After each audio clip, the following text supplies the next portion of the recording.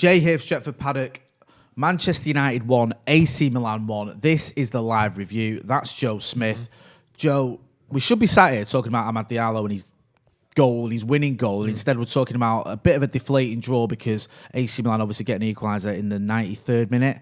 Just sum up what went wrong there. Was it just the substitutions? We ride our luck a little bit too much because AC Milan got off to a good start.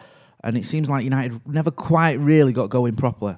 No, it wasn't a very good performance from Manchester United. It looked like it was going to be a bad performance that was a win. Yeah. And instead it's a bad performance that was a draw. And if we're honest with ourselves, it's, no less than what Milan deserved, really, because they deserved a goal at least. They made good chances. They had a goal ruled out, which, one for offside, which was clear, one for handball, which you can have a bit more of a conversation about, although I think he benefited from the ball hitting his hand. So, that probably is a foul or, a disallowable.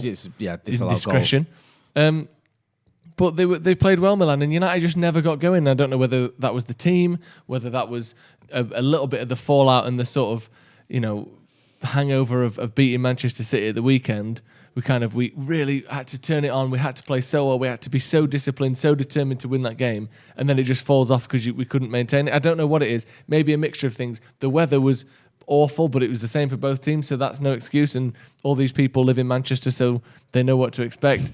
But I don't know what it was. We just weren't at the races from the start. Toward the end of the first half, we looked pretty good. Martial looks like he's injured. He came off at half-time anyway. So that's another attacking injury that we have to add to the collection that we've currently got.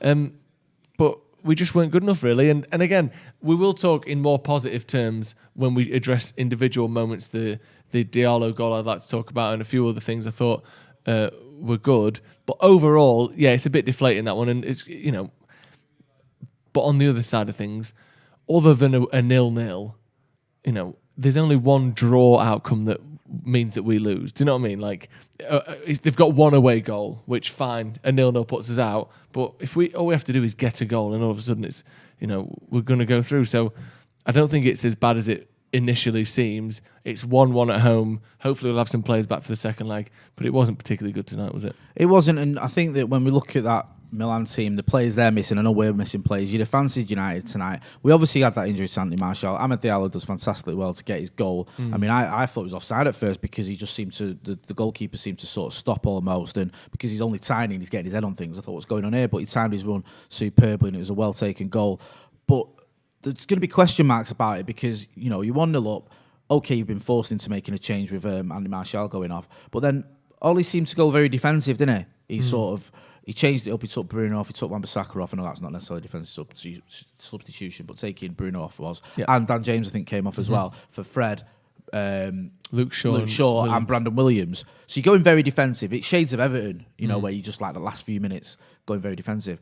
And it sort of backfired a little bit because people are going to be looking at it now and going, do you blame all his in-game management, or do you think, do you think it was just maybe switching off in the last minute, just a bit of fatigue? What do you put it down to? I don't think not having Bruno or Dan James on the pitch made us concede that from that corner. You still think we'd have drawn it if you'd left? Well, I mean, obviously, micro changes change big things, butterfly effect, etc., etc. Yeah, I'm a big believer in that. I'm not sure whether we would have drawn. Things may have gone differently, but in terms of how we conceded, I don't think any of the players that went off would have made that less likely.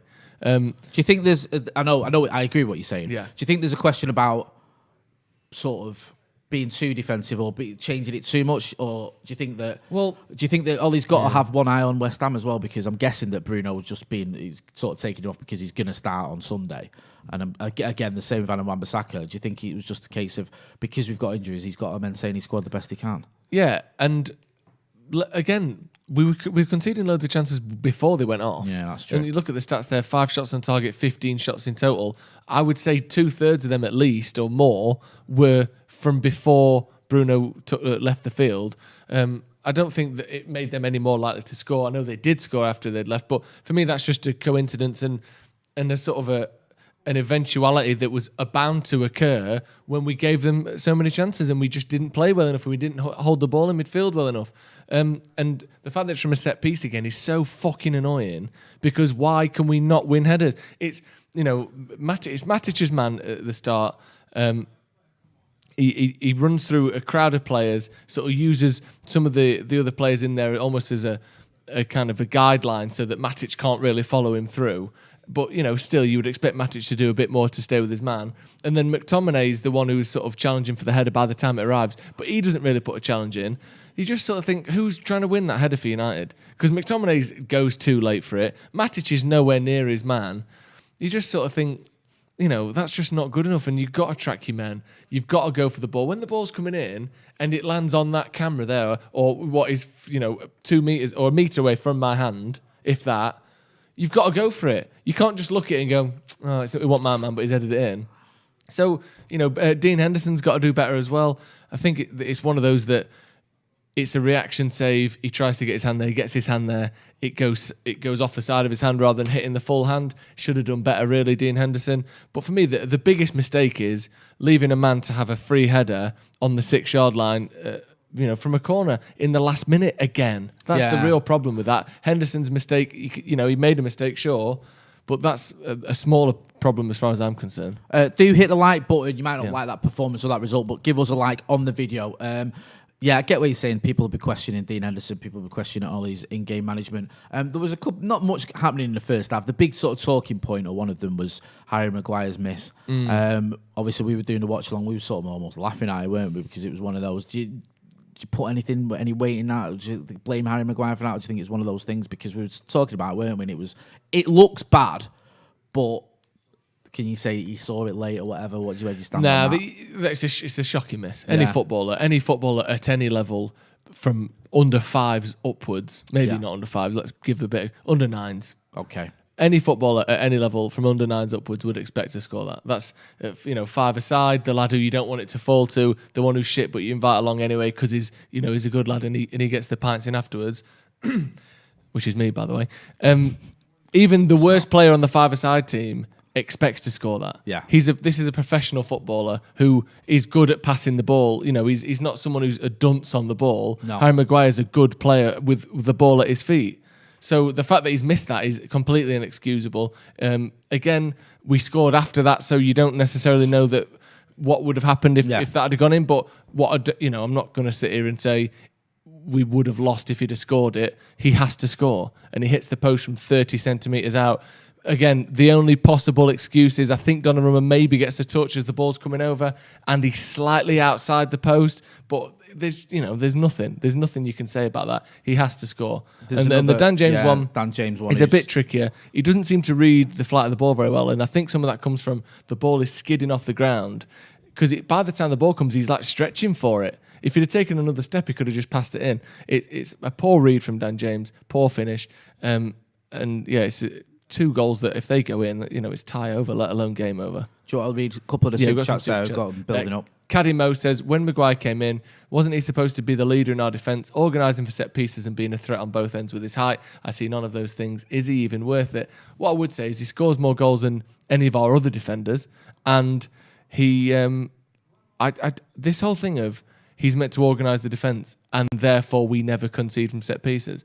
United have just had 6 clean sheets in their last 8 games and we concede 1 goal against an AC Milan team who are second in Serie A, and all of a sudden we've got to sell our centre-backs. I know we've not been incredible defensively this season, but I just think the fact that we've conceded from 1 corner just then is, no one would have said that otherwise. It's just a bit much. I think it's a myth this about Harry Maguire scoring goals.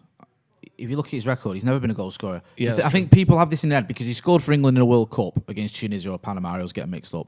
He scored against United in the last minute when he played for Leicester.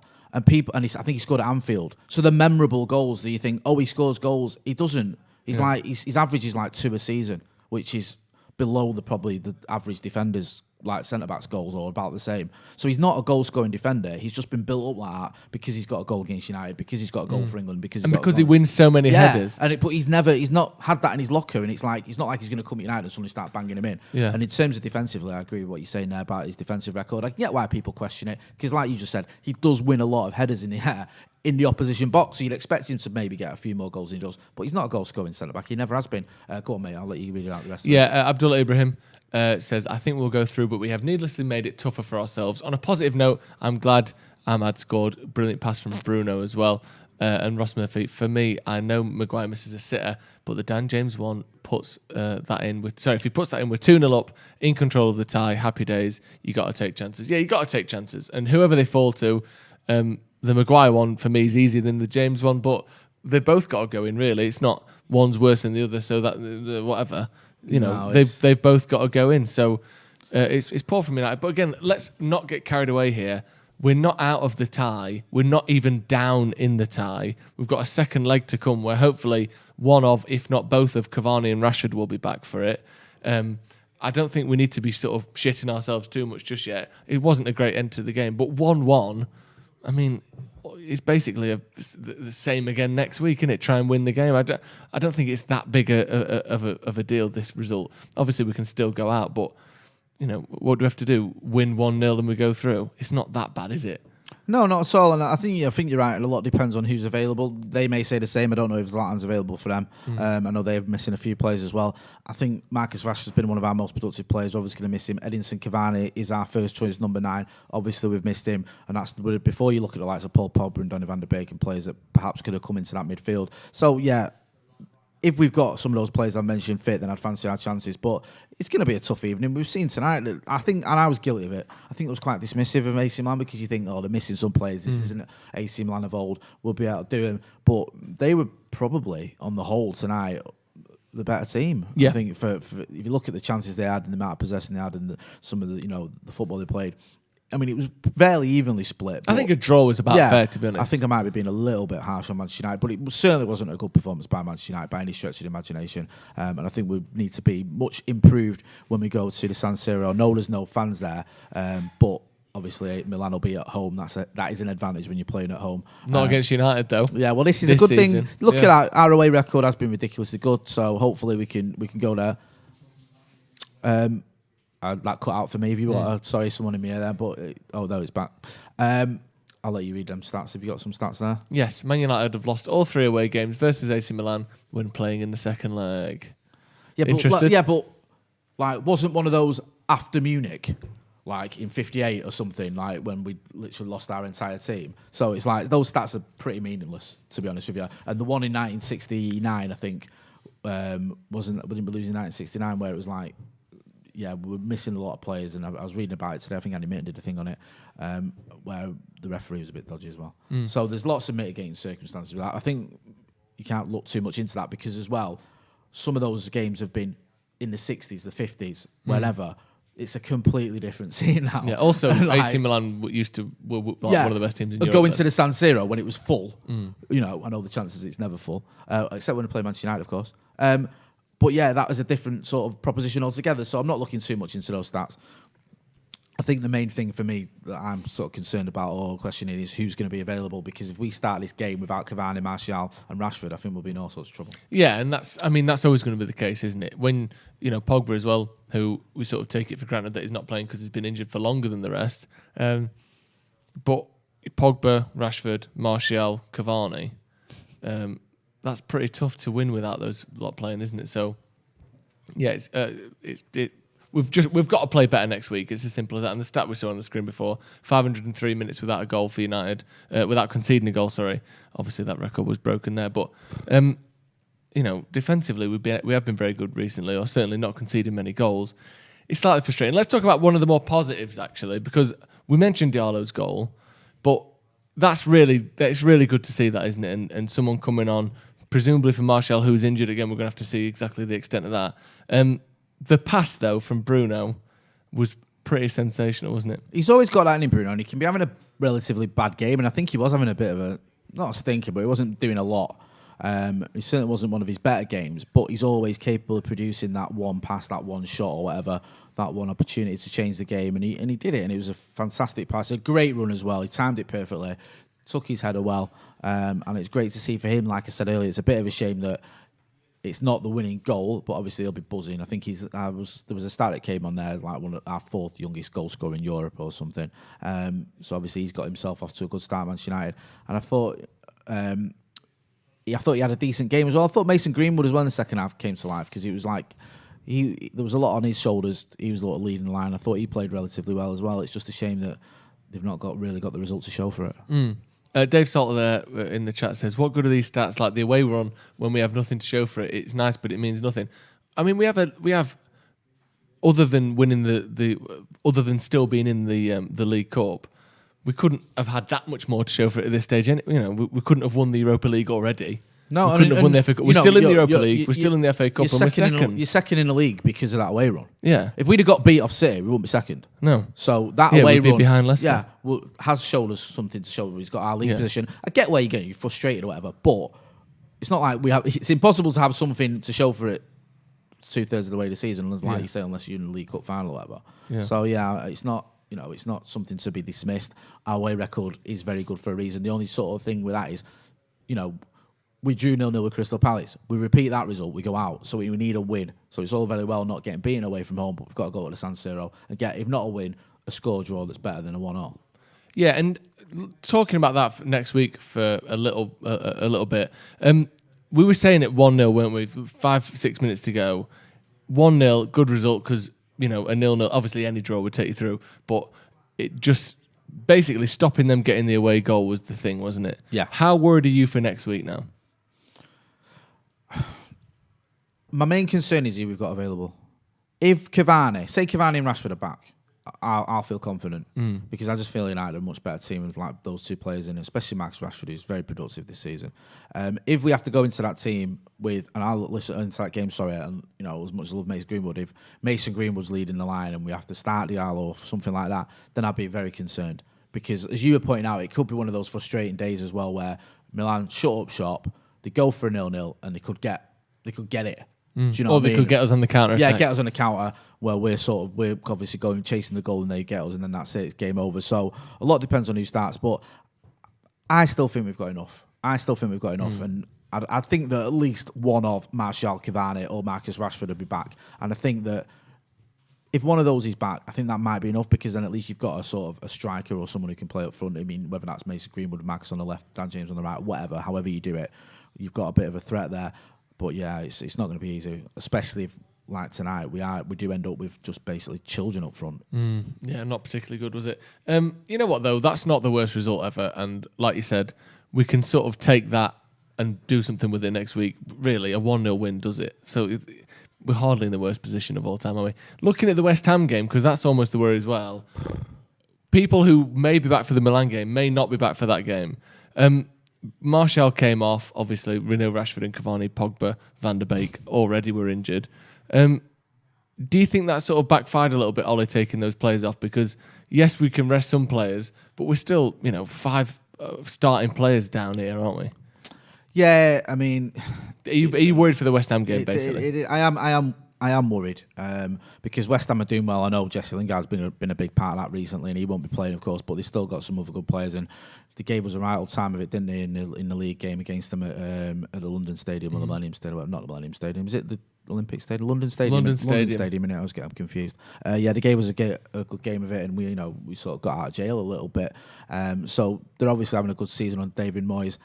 Going to be wary of that, especially if we're missing players. But I still fancy, I don't know, maybe it's just blind optimism, but I still think Manchester United, even with injuries, should be able to beat West Ham. I do. I think West Ham are a good team, and I know they're in the top 4 and having a great season, but I still think, player for player, you'd fancy us. Do you know what I mean? And we should be able to beat them, and we should have enough for it. What my only sort of concern is, I can see with injuries that being a draw.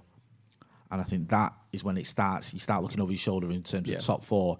And then if you're looking over your shoulder in top 4, you go to the San Siro, you don't go through to Europa, the next round of the Europa League, all of a sudden the season starts taking on a very different sort of complexion where it's like it's going from a season where everyone's really positive, everyone's buzzing, believing in Ole, to everyone's feeling like a little bit deflated and like, we're just not progressing. So don't want to be melodramatic, but we need a win on Sunday against West Ham and everything's rosy again, and I think we can get it. Yeah, a couple of really big games coming up. When you put it like that, it's a chance to win a trophy that could leave us, and also looking over our shoulders at top 4. If we don't beat West Ham, Leicester can go above us. So very tricky. 2 very big games. A nice little quote from Jacob Weinstein before we go. The whole conceding stoppage time equalisers at home from set pieces thing is starting to get old. Not going to lie. Couldn't agree more. Thank you to Caleb as well for becoming a new member. But yeah, it's definitely starting to get old in it. We can all agree on that. Yeah, we can enough of that already. It's boring now, that. let's just get rid of that. One thing that all of us Man United fans can agree on: the less we concede stoppage time equalisers at home from set pieces,